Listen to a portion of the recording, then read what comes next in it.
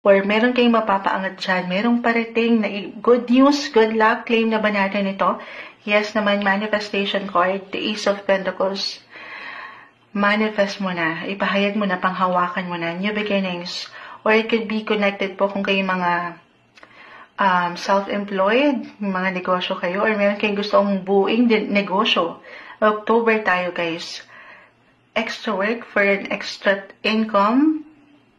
Business ba ito? May mga bago, kahit sa simpleng ideya, magandang pagkakataon ito. Ito guys, pwede niyong kusang maramdaman ha, or pwedeng kusang ihain sa inyo ng universe. Why not? Hindi madali, yes, may ilang changes marahil, pero sabay kayo dito ha. Be flexible. And habaan niyo ang inyong mga pasensya ngayong buwan. Okay, ayan. Move forward tayo agad-agad. November 2025 Capricorn message. Guidance para sa mga Capricorn. November 2025. Anong ganap? Aces. Ace of Swords. Okay.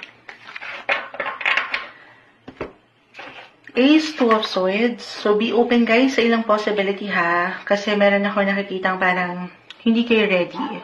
O hindi kayo magiging open sa ilang possibility. Especially sa pagkonekta. Pagdating sa inyong network, sa pakikipag-usap.